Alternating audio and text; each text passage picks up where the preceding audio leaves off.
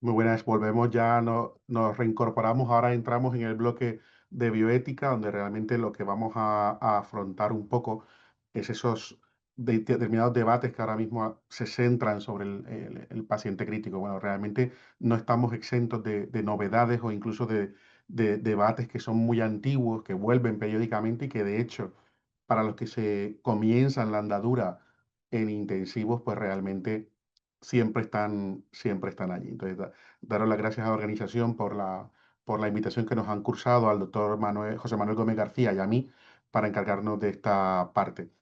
Pasando directamente en materia, a mí me correspondía ver un poco, ¿no? La admisión, los criterios de admisión en la UBI, ¿no? Si realmente había alguna actualización, ¿no? Y en ese sentido, y desde el punto de vista de la bioética, propiamente dicho, es difícil establecer los criterios técnicos que rigen el ingreso en una UBI, ¿no?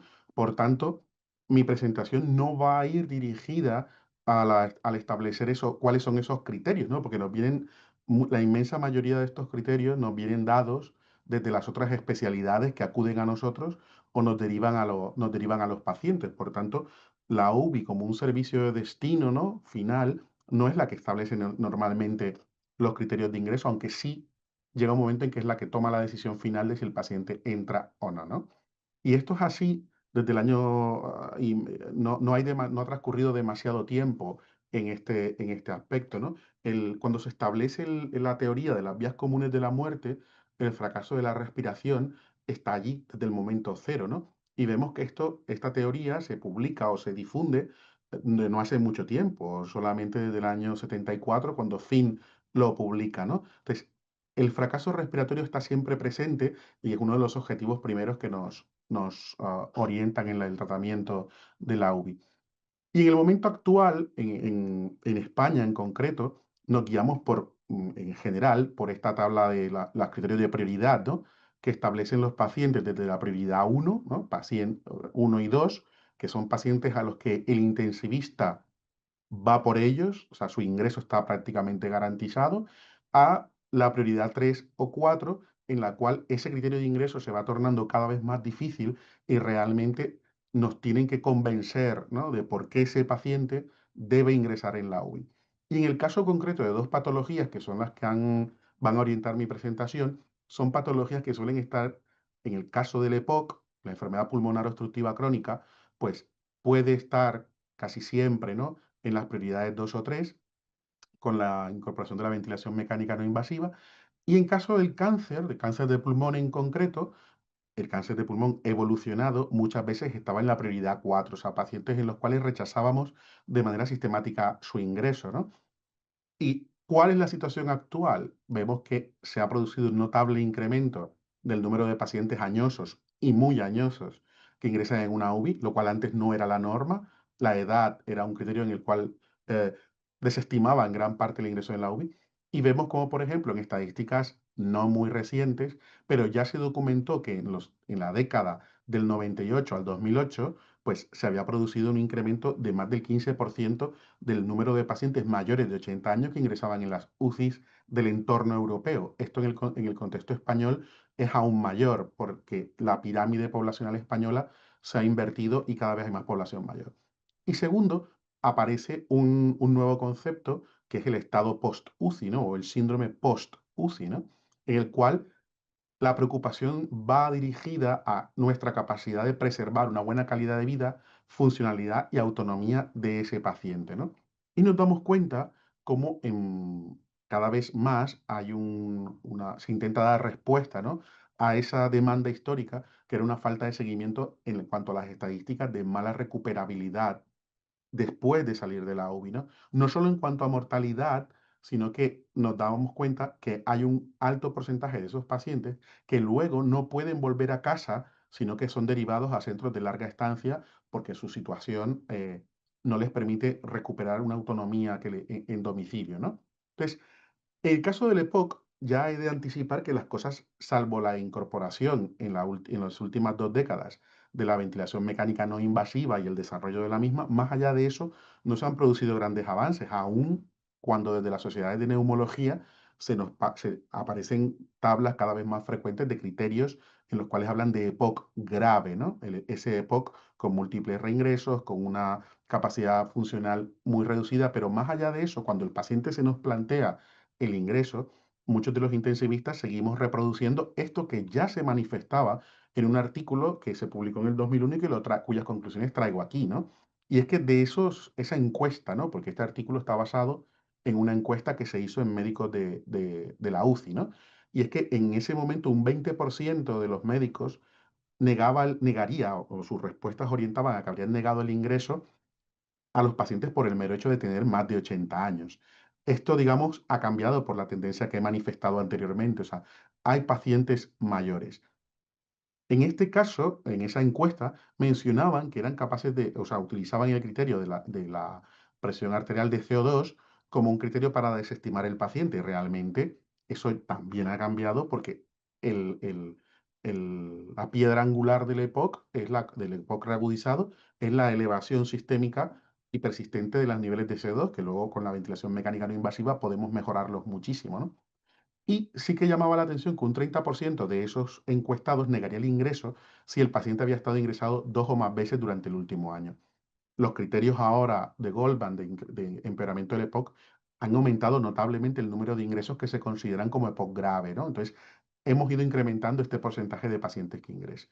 Pero sobre esta encuesta, hubo algo que llamó la atención y que cuando se ha reproducido, porque ha habido algún estudio en el que posteriormente se ha vuelto a hacer una encuesta parecida, se mantenía un volumen, un dato, que era que cerca del 10% de los encuestados eh, habrían ingresado el paciente incluso en contra de su voluntad, entendiendo que su voluntad estaba, digamos, mermada por la encefalopatía hipercáptica, ¿no? Pero realmente se plantea la duda ética de si ese criterio no se estaba utilizando, digamos, liberalmente para pasar por alto las decisiones que el enfermo había tomado autónomamente, ¿no?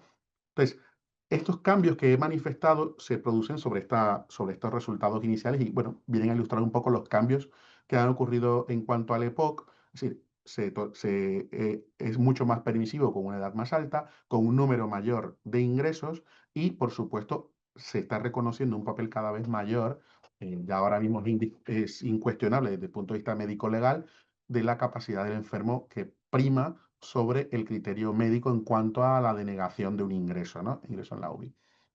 Y en cualquier caso nos vienen a recordar, y esto insisten en ello las guías, que no se debe restringir el ingreso en los servicios de medicina intensiva a los pacientes que estén descompensados, que requieran ventilación negativa, y que hay que intentar evitar, y esta era una conclusión de ese estudio, que en ese momento eran discriminados negativamente, pero que todavía esto sigue ocurriendo, pues, cuando analizan criterios de ingresos de manera individual, ¿no? Y por otro lado, los protocolos o guías no pueden contemplar toda la patología subyacente que acompaña al paciente con EPOC. Por tanto, vuelve a insistir que más allá de los criterios propios del EPOC, debemos recurrir siempre a la decisión individualizada en virtud del pronóstico, la evidencia científica que haya en ese momento y los deseos de los pacientes. La inclusión del deseo de los pacientes o la voluntad es uno de los grandes avances que hemos tenido en todo este aspecto, porque antes no se tomaban en consideración, ¿no? Y en cuanto al segundo aspecto, que es el cáncer de pulmón, básicamente lo que hay que recordar es que su incidencia se ha incrementado notablemente.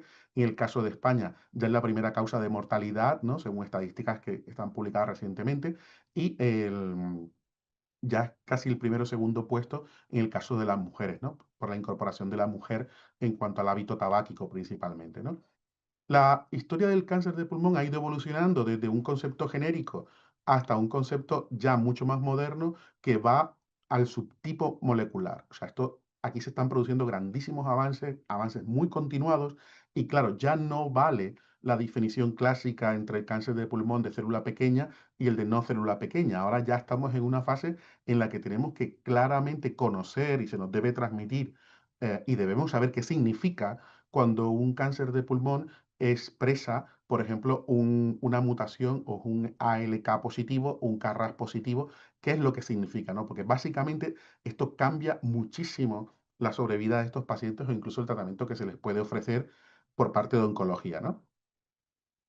Cuando analizamos estos subtipos moleculares, vemos cómo se ha producido la evolución del paciente ideal, ese paciente ideal que hace muchos años o hace no muchos años eran un paciente que no tenía una patología oncológica pulmonar avanzada, a los pacientes reales, que son pacientes en los cuales ya esa patología está presente, muchas veces es metastásica, y sin embargo esos pacientes se nos plantea que ingresen en la UBI por las descompensaciones de su enfermedad, ¿no? Entonces, los subtipos, digamos, en cuanto a los estadiajes, en cuanto al cáncer localmente avanzado, vemos como un tercio de ese carcinoma de células no pequeñas ya se presenta un estadio 3 al momento del diagnóstico, ¿no?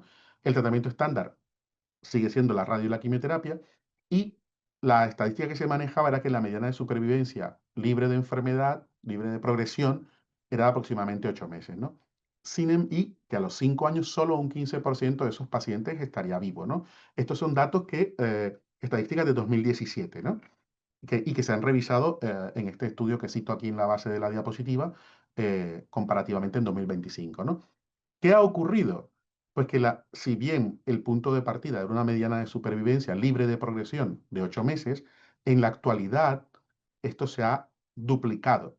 Esta mediana de supervivencia libre de progresión ya está por encima de los 16 meses, libre de progresión, es decir, estamos avanzando hacia la cronificación de la enfermedad, una enfermedad que necesariamente era letal hasta hace no muchos años, ¿no? Entonces, esta expectativa de vida ya aumentada, libre de enfermedad, es un criterio que hay que considerar, ¿no?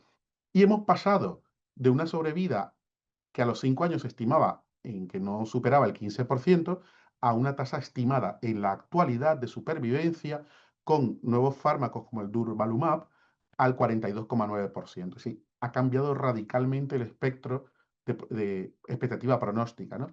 Y los intensivistas, que quizás estábamos anclados en muchos aspectos al concepto clásico de la enfermedad oncológica, nos vemos impactados por estos datos, ¿no? Entonces, ya nos va indicando que debemos modificar nuestra percepción, y esa va a ser una de las conclusiones a las que llegamos, nuestra percepción del paciente oncológico.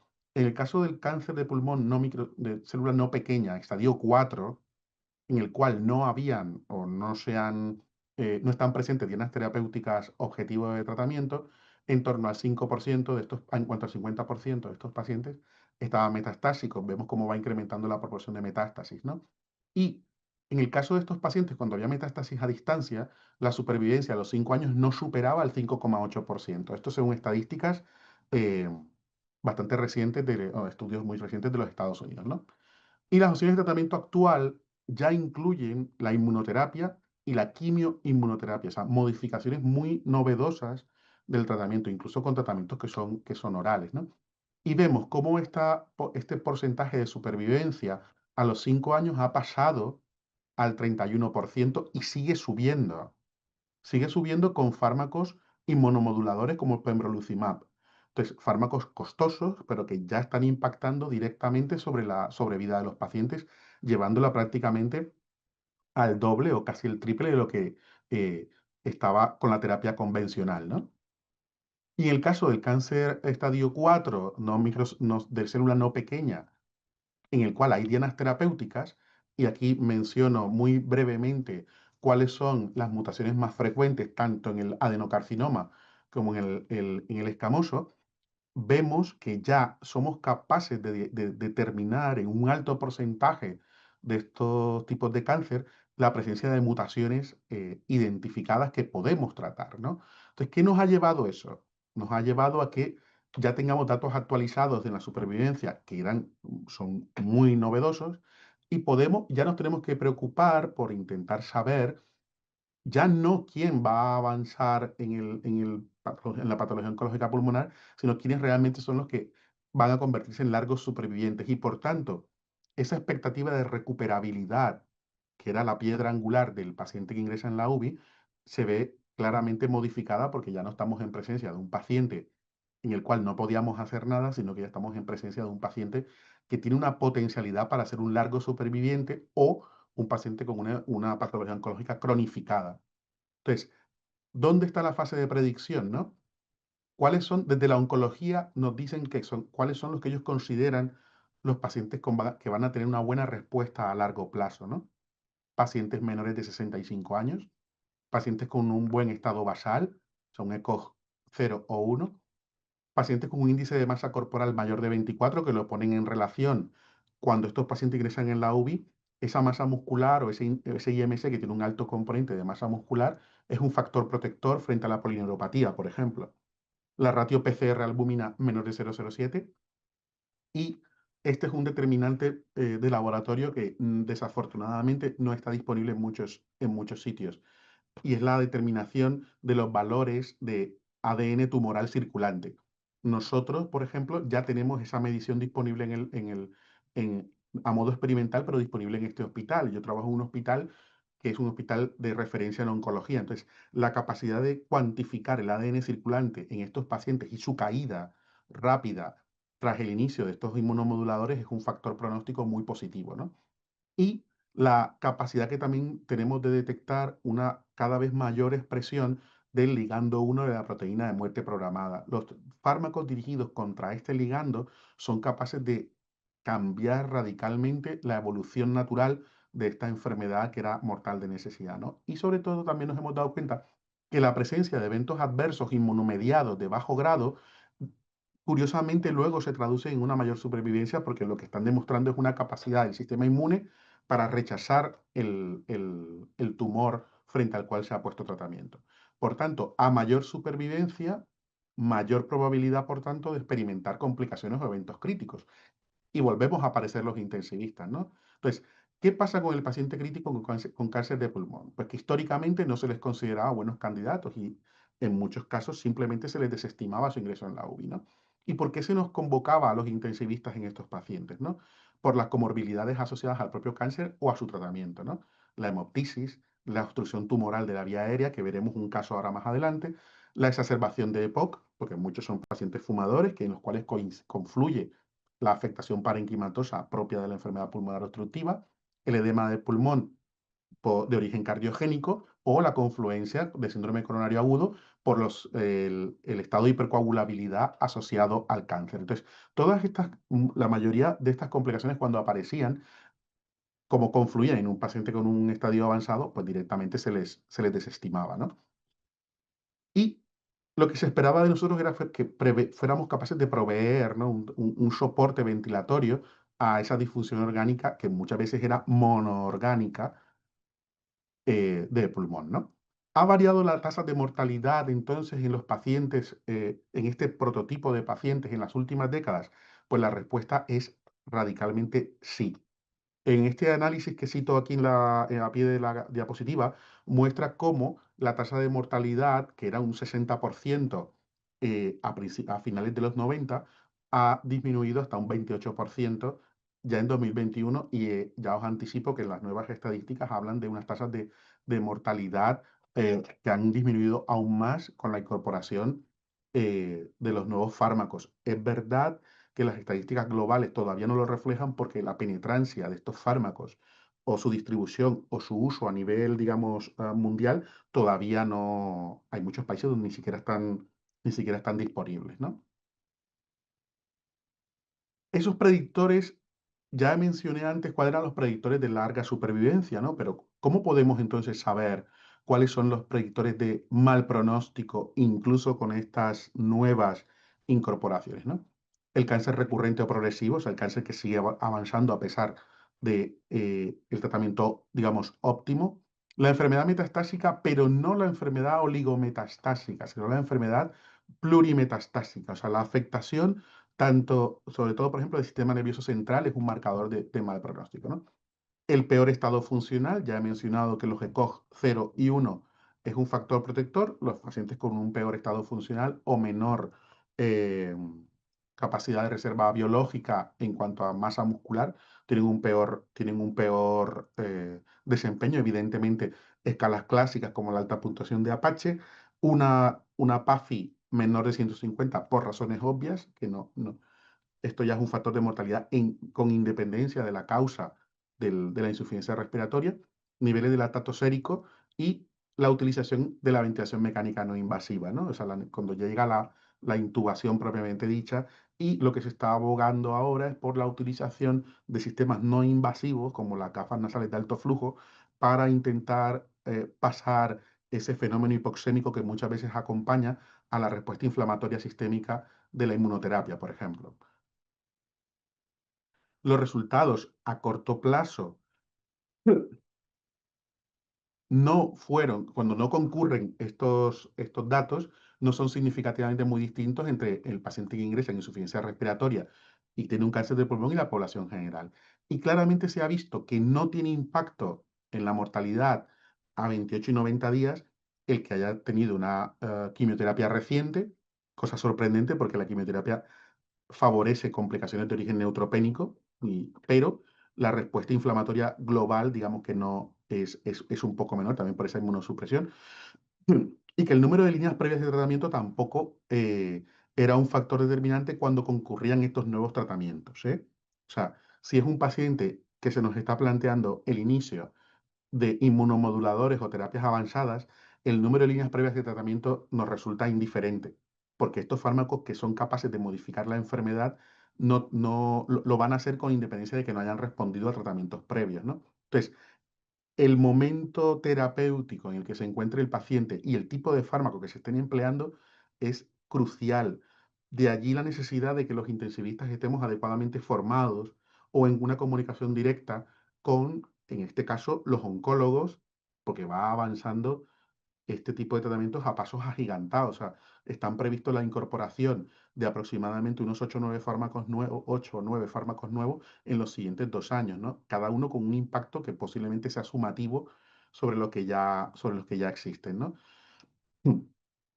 Y por tanto, hay que abogar a un modelo de colaboración en el cual la UCI necesita hablar directamente con el oncólogo en su mismo lenguaje y, por supuesto, no olvidar la preponderancia del respeto a la autonomía del paciente en cuanto a la toma de decisiones, que pueden ir desde el soporte, pacientes que son candidatos a soporte completo, soporte vital completo, o sea, todo, digamos, el aparataje propio de la UBI, o pacientes a los que se les puede dar, se les puede no desestimar, se les ingresa en la UBI, pero en lo que llamaríamos el grupo 3, o sea, pacientes que ingresan en la UBI con una limitación, un techo terapéutico, por ejemplo, sí que pueden ser candidatos a uso de fármacos vasoactivos si están en presencia de un síndrome de respuesta inflamatoria por inmunomoduladores o la utilización, como he mencionado antes, de sistemas de alto flujo en un entorno controlado, pero que, por ejemplo, pudieran no ser intubables, visto que la propia intubación es capaz, sí que es un factor independiente predictor de mal pronóstico, ¿no? Y por tanto, en estos pacientes debemos establecer de forma precoz la valoración conjunta y el plan de cuidado. Es decir, muchos de estos pacientes cuando ingresan ya deberían tener una valoración en cuanto a si son pacientes realmente candidatos a UBI o no, y no dejar esa decisión al momento agudo, cuando de madrugada te llaman porque el paciente ha entrado en insuficiencia respiratoria, ¿no? En el caso de los fármacos de primera línea, los lorlatinib o crizotinib, en concreto, en el cáncer de pulmón ALK positivo, vemos respuestas como esta, en las cuales vemos una afectación pulmonar masiva, ¿no? Y cómo en el pulmón derecho, que luego se le añade un infiltrado infeccioso, este es un caso del hospital, y cómo podemos tener una respuesta prácticamente completa pasado no más de una semana. Es decir, lo que interpretábamos como una afectación infecciosa resulta que era más inflamatoria por la propia respuesta del tumor, ¿no? Y entonces, este paciente cambia radicalmente. Y ya hemos visto en una charla anterior cómo se producían, había que tener paciencia, ¿no? Con la insuficiencia respiratoria, con el distrés, pues en este caso igual, ¿no? Y las respuestas pueden ser espectaculares, ¿no? Nuestra actitud hacia estos pacientes debe evolucionar necesariamente. Ya he mencionado antes que uno de los criterios de desestimación del ingreso en la UBI era, o por el que se nos pedía que ingresara en la UBI y que a su vez lo desestimábamos, era la ocupación masiva de la vía aérea. Aquí tenemos un caso que vimos en este hospital también, nos llega a la urgencia un varón de 68 años con un cáncer no microcítico de pulmón e insuficiencia respiratoria masiva, prácticamente sin luz en la vía aérea y cómo eh, post unos 12 días de tratamiento con alectinib, la vía aérea se ha recuperado. O sea, este paciente se tuvo que ventilar primero con una tráqueo y luego, cuando se han hecho los controles evolutivos, vimos que se había recuperado la permeabilidad de la vía aérea, ¿no? Pacientes que, por supuesto, habrían sido desestimados en condiciones normales o habrían sido abocados directamente a sedación, ¿no? En este caso, este paciente ha sobrevivido, ¿no? Entonces, mensajes para llevarnos a casa, ¿no? Evidentemente, en el cáncer, en los pacientes con cáncer, la principal causa de ingreso en la UBI sigue siendo la insuficiencia respiratoria. Un 30% de ellos aproximadamente desarrollan síndrome interrespiratorio. La mitad de estos pacientes tienen comorbilidades mayores, ¿no? Y cada vez esta proporción va siendo mayor en la medida que ingresan pacientes de la octava y la novena década de la vida. Hay cada vez más estudios que sugieren que hay una mejora, ¿no? Y estamos teniendo mejoras significativas en el pronóstico de estos pacientes, incluyendo aquellos que tienen síndrome de distrés respiratorio y requieren ventilación mecánica, y nos alertan de que debemos ir desterrando esos, digamos, creencias, digamos, infundadas y poco actualizadas con respecto al pronóstico del paciente con cáncer gravemente enfermo, ¿no? Y por supuesto que no debemos denegar el ingreso en la UBI solamente basados en que hay o no una presencia de una enfermedad neoplásica en estadio avanzado, ¿no? Sino que debemos fijarnos más bien qué tipo de tratamiento están planteando los oncólogos que nos acompañan en nuestros respectivos hospitales, ¿no? Por tanto, las reflexiones finales es que las tasas de supervivencia han mejorado sustancialmente en las últimas 2 décadas.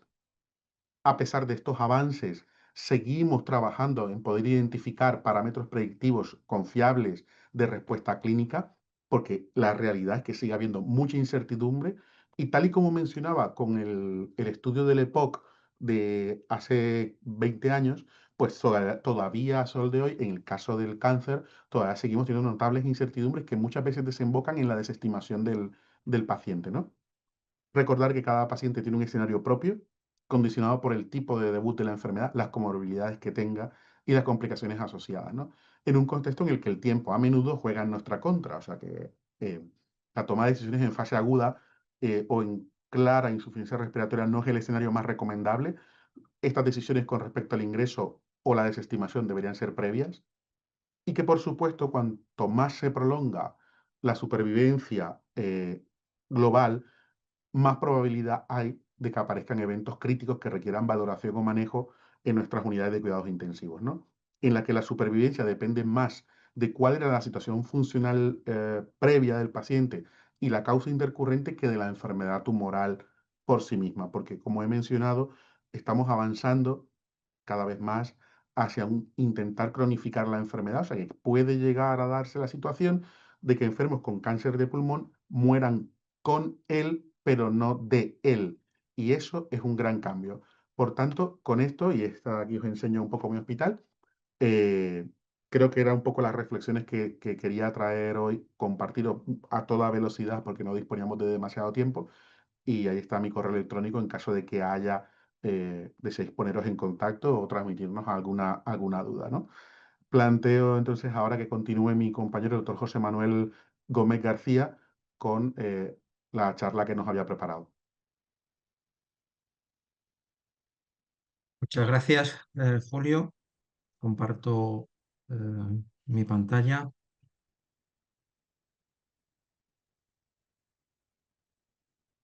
Bueno, creo que puedo empezar.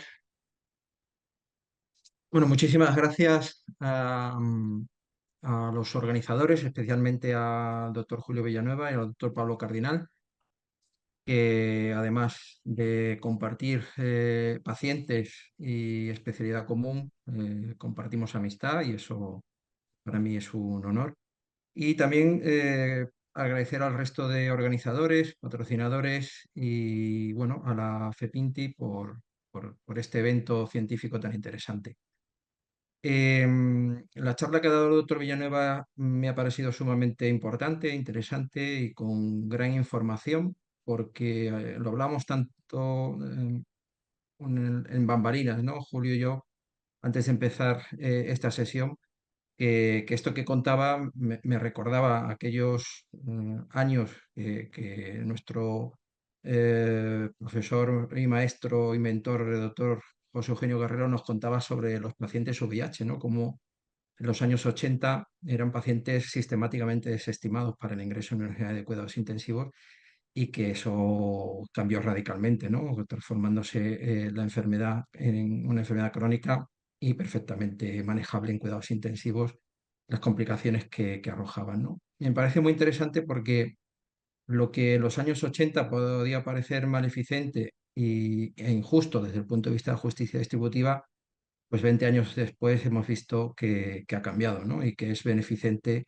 y que es justo desde el punto de vista de la equidad y de la justicia distributiva tratar a estos pacientes, ¿no? Y esto ocurre y está ocurriendo con los pacientes con cáncer, ¿no?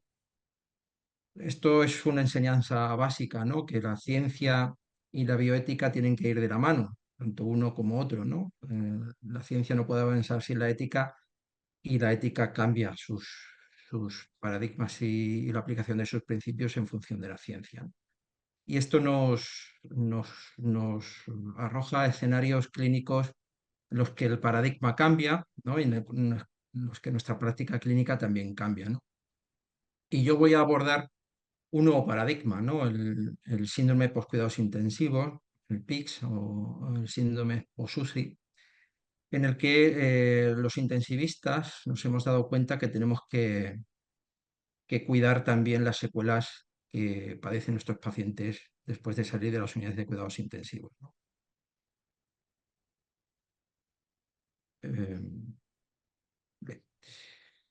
El avance del conocimiento en cuidados intensivos ha permitido que tengamos unos resultados en supervivencia espectaculares.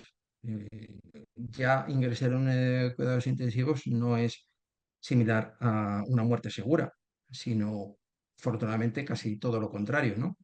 Garantizar la supervivencia de los pacientes que padecen enfermedades graves para que puedan superar este evento y continuar con su vida, ¿no? Pero la sociedad científica, los médicos intensivistas, también reflexionamos y nos damos cuenta de que nuestros tratamientos, nuestros dispositivos generan una serie de problemas secundarios, una serie de secuelas físicas, cognitivas y psicológicas, no solamente a los pacientes, sino también a sus familias, y que de esta manera nosotros también tenemos que afrontar, ¿no? Y aparece un nuevo paradigma, ¿no? Que tenemos que ocuparnos no solamente de la vida de nuestros enfermos, sino también de su calidad de vida, de la calidad de vida después de la UCI.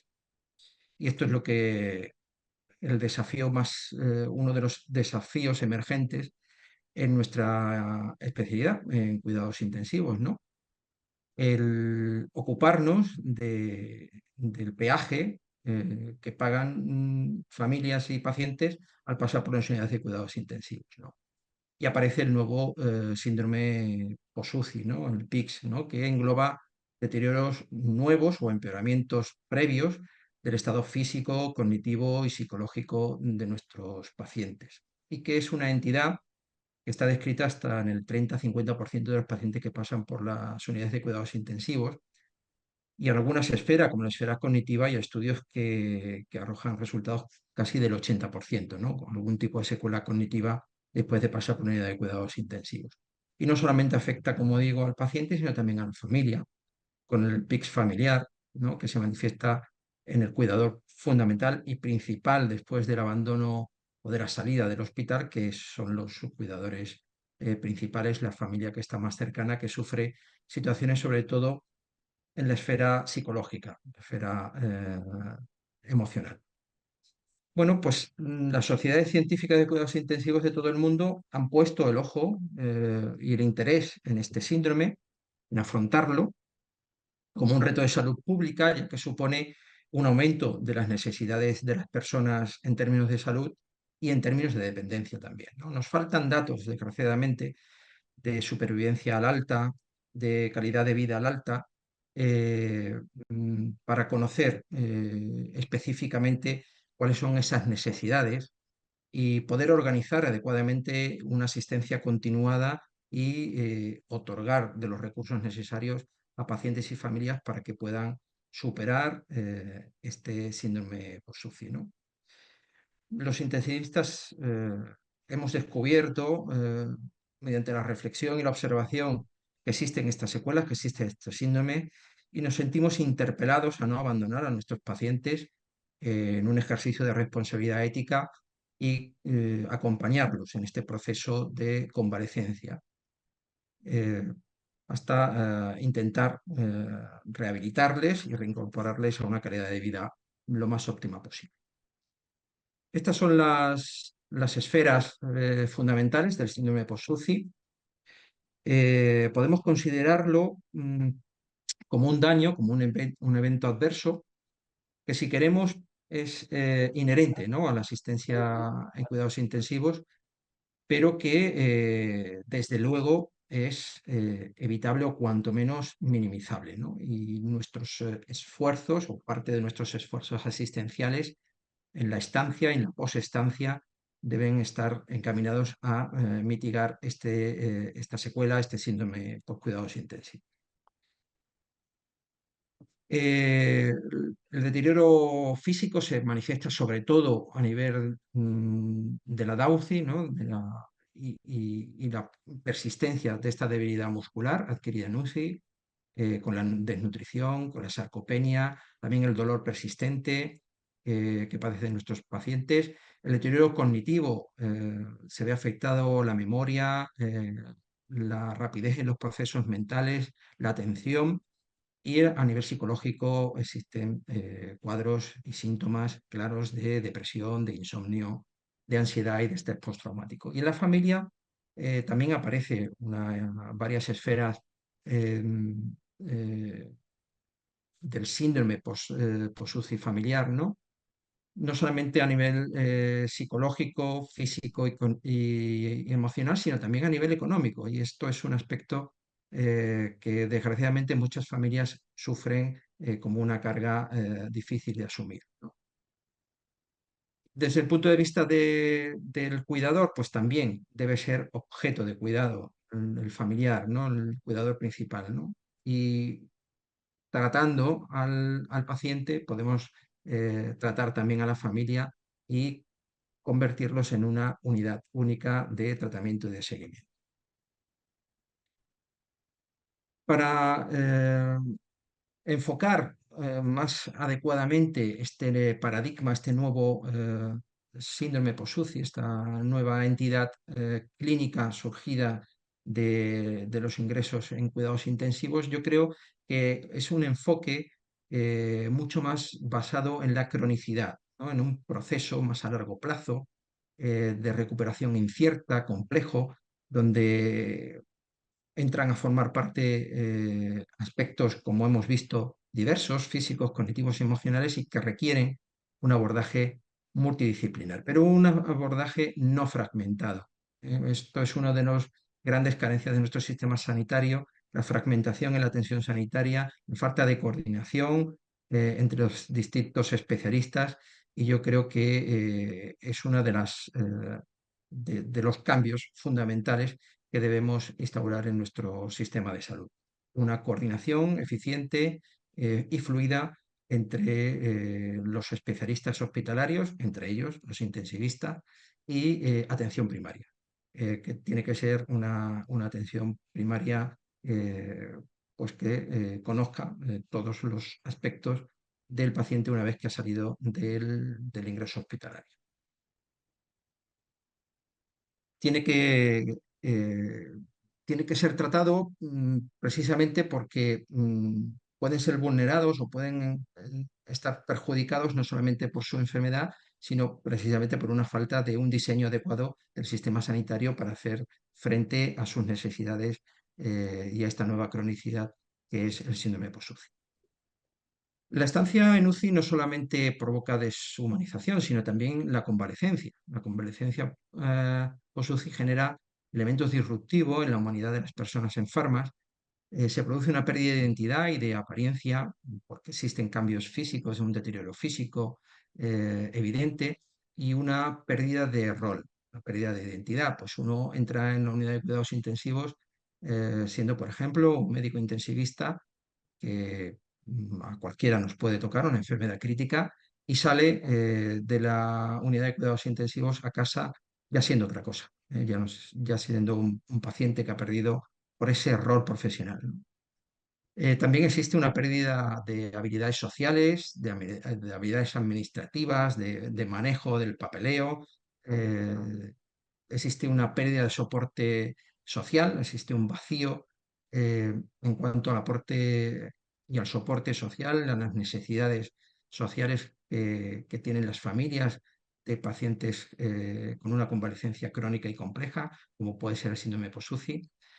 Hay una pérdida del sentido al verse pues, muy mermado en sus capacidades, en sus competencias y en su papel en los ambientes sociales, profesionales y familiares.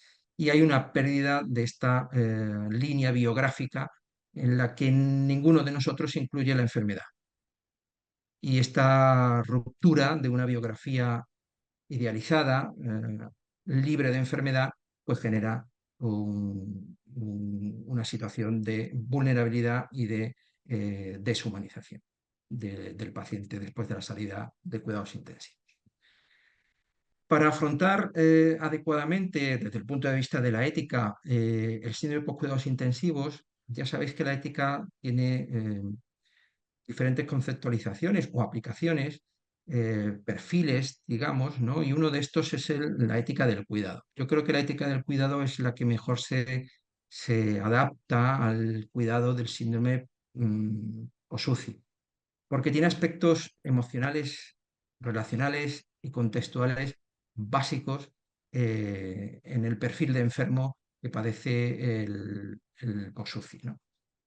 Fundamentalmente, la concreción de los cuidados en una persona. La ética principalista es una ética muy universal, la ética del cuidado es una ética personalista, es una ética centrada en la persona concreta.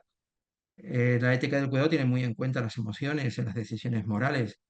La ética del cuidado pasa del autonomismo, ¿no? O de la autonomía, no es que pase, ¿no? La entiende de otra manera, de una autonomía compartida, de una interdependencia en la toma de decisiones compartidas.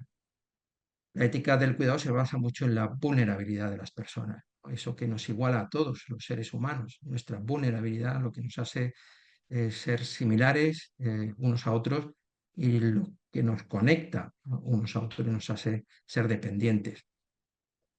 La ética del cuidado fue bien estudiada, bien desarrollada por dos filósofos muy importantes, como fueron Levinas y Martin Heidegger. Emmanuel Levinas hablaba del rostro del otro, la desnudez del otro, y es el otro el que me interpela, ¿no? El que me solicita mi ayuda, mi atención, mi cuidado, ¿no? El cuidado del otro como un imperativo moral, según Emmanuel Levinas. Y luego Martin Heidegger nos habla del existencialismo del cuidado y se basa en una de las fábulas de Ginio, que fue un escritor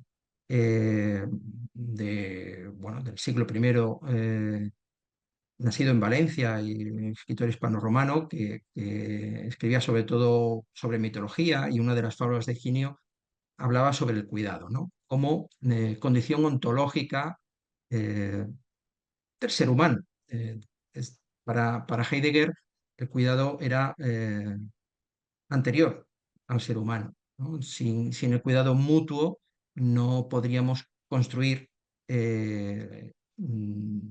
la dimensión del ser humano, de tal manera que el cuidado es fundamental para entendernos como seres humanos y como humanidad.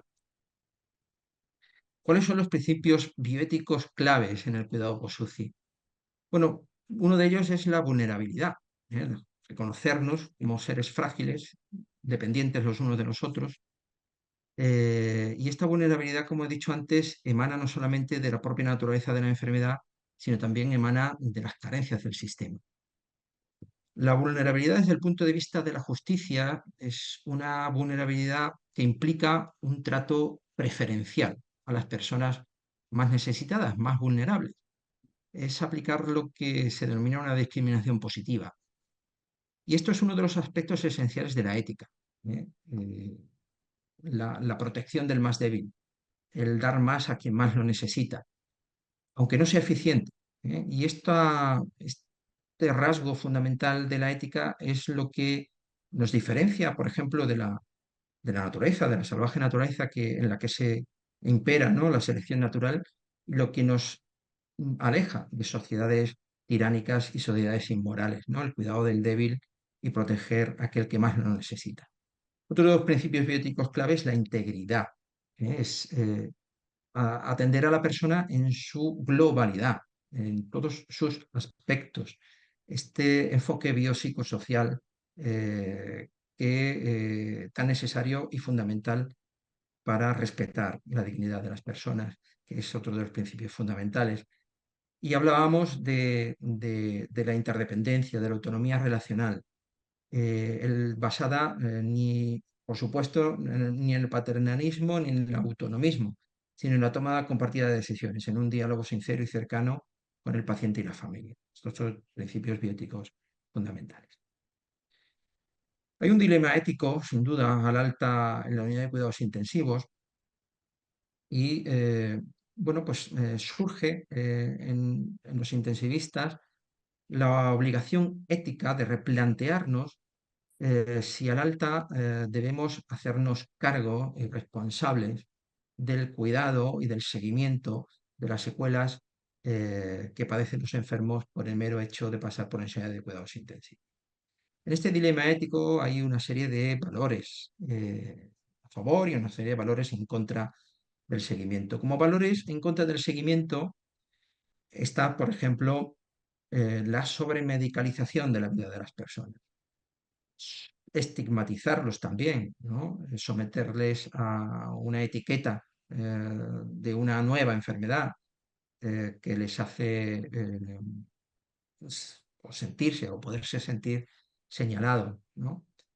Sobrecargar a las personas y a las familias con excesivas controles y seguimientos y consultas, sobrecargar al sistema también va en contra de un seguimiento post-UCI y quizás invadir un poco la autonomía del paciente obligándole, entre comillas, a un seguimiento en consultas post-UCI. Pero luego existe una serie de valores a favor de este seguimiento post-UCI.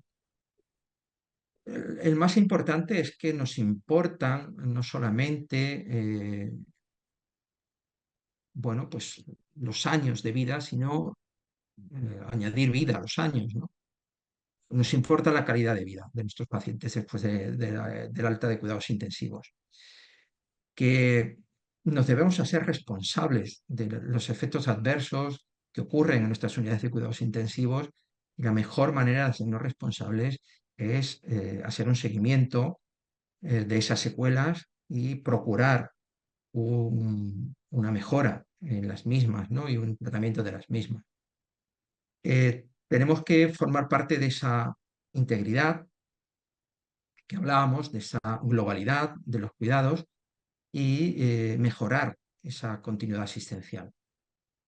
También esto nos aporta conocimiento, experiencia, saber qué experiencia han tenido los pacientes y las familias en las unidades de cuidados intensivos, porque evidentemente tienen experiencias negativas y eso nos va a servir para mejorar.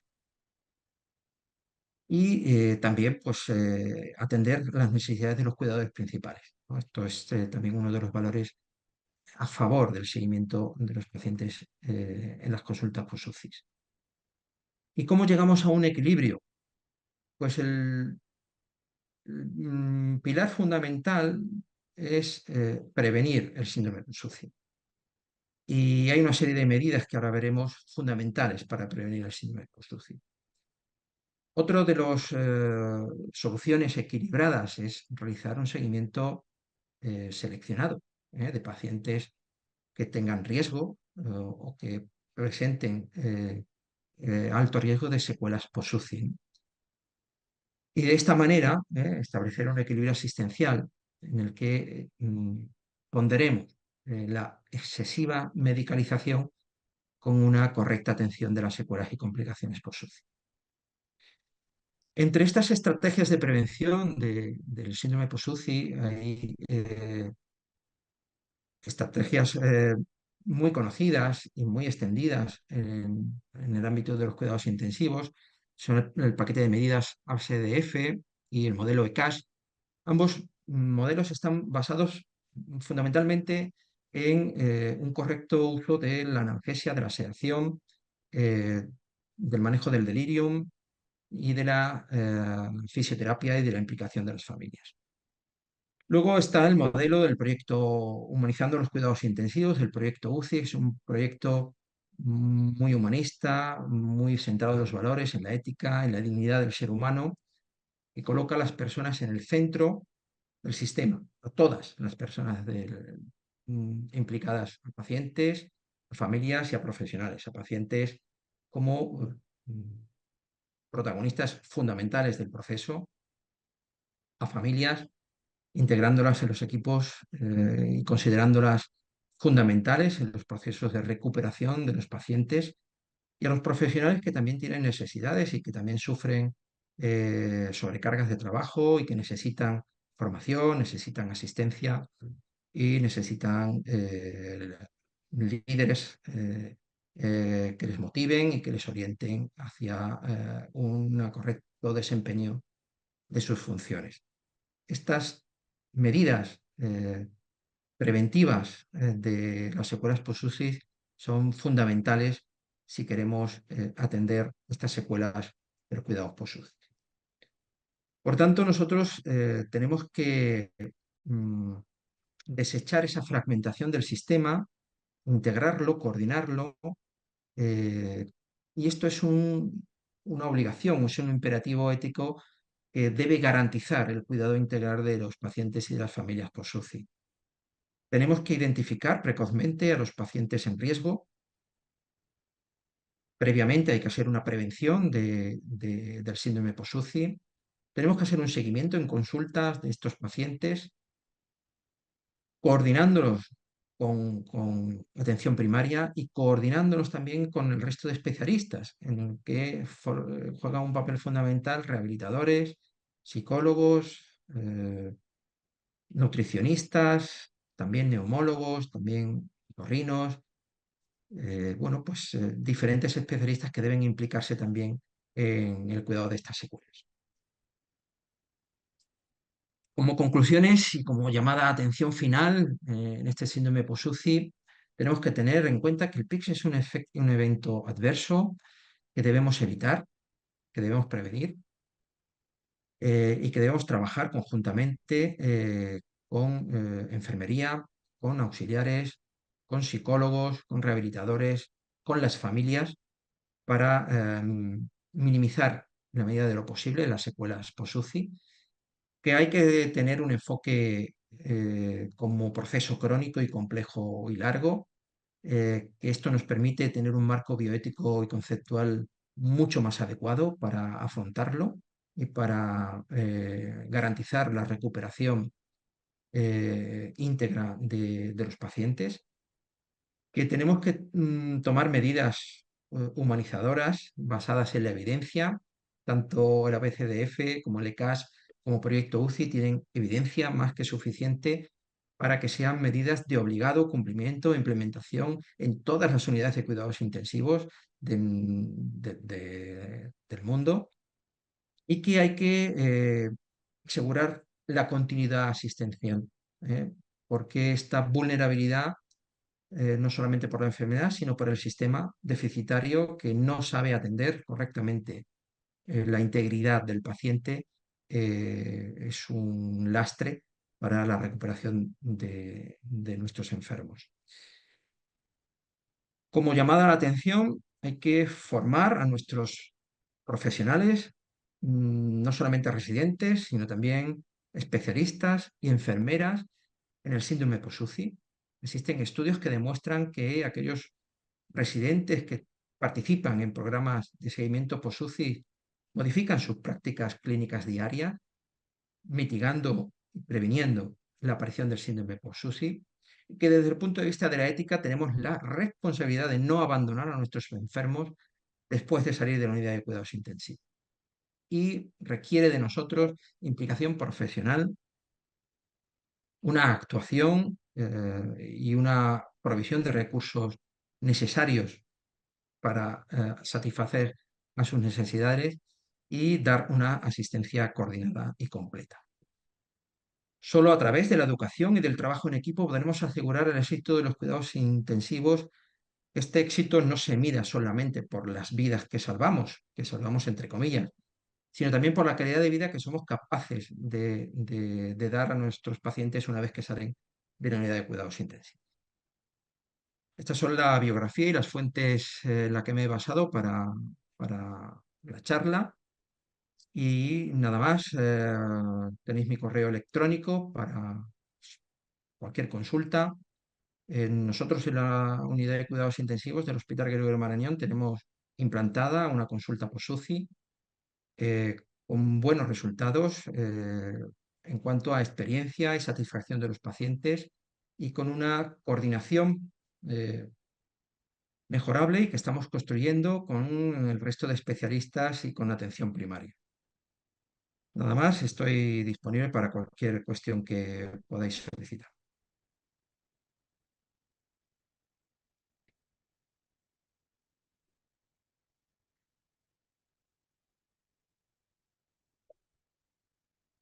Creo que queda abierto el turno de preguntas. Si no quisieran, creo que nos han comentado una pregunta, ¿no? ¿Cuál era los predictores pronósticos, ¿no? En un paciente con un cáncer de pulmón fase 4, ¿no?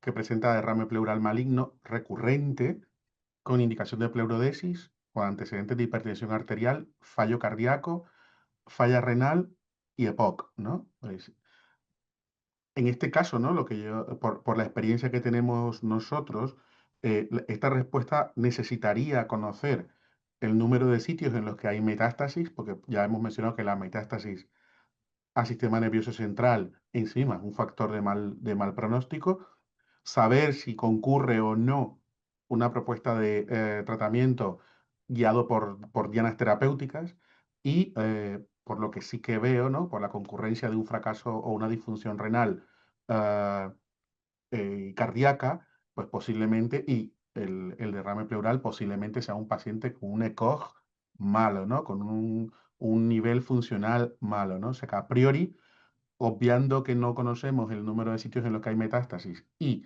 que no conocemos el tipo de tratamiento que se le ofrece, a priori este sería un paciente que tendría una expectativa vital o una expectativa, digamos, de pronóstico bastante malo. No sé si era eso a lo que se refería la persona que nos trasladó la pregunta, ¿no?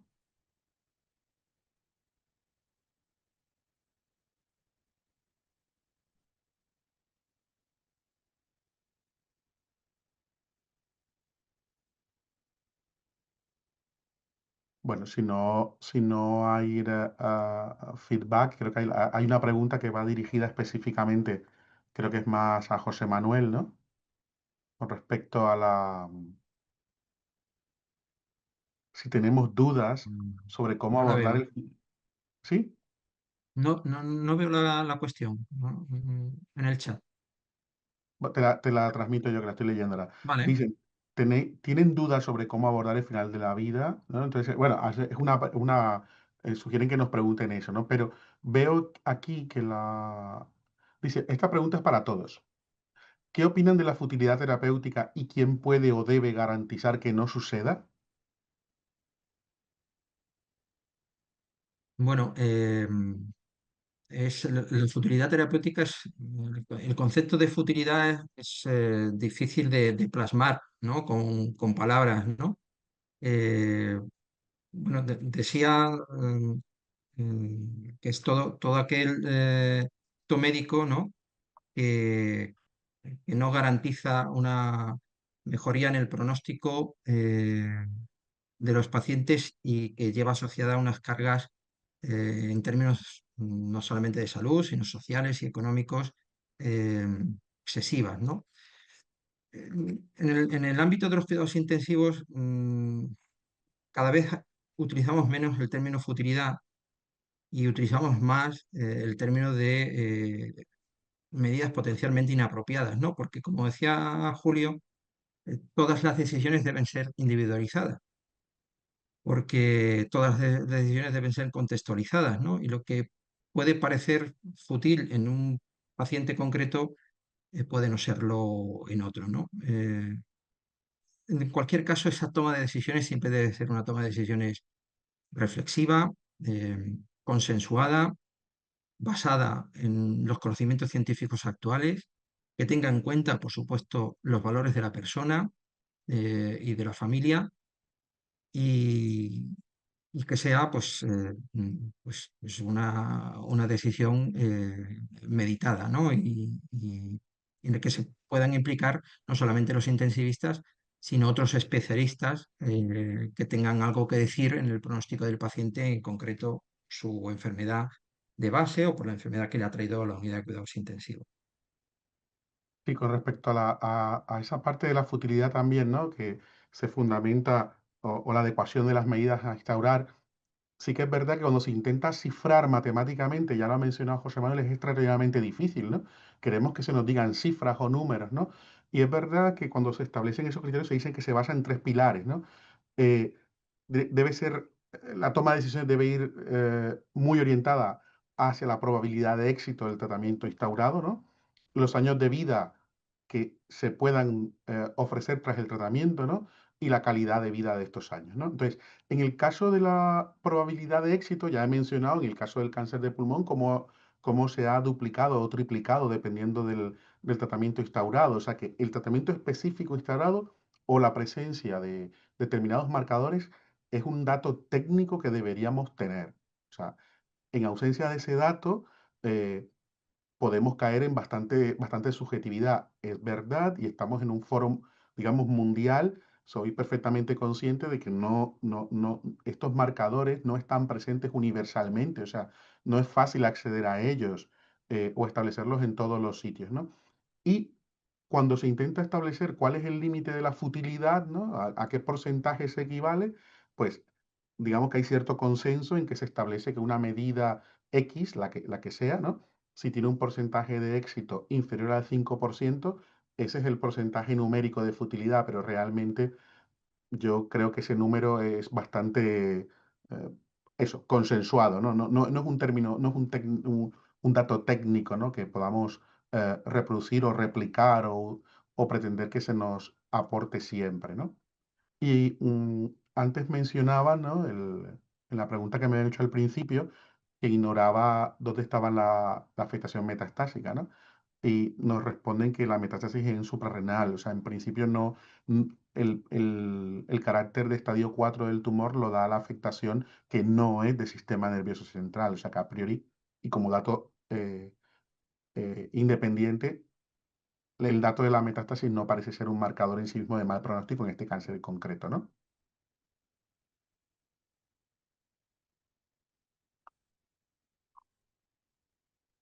Veo que no hay,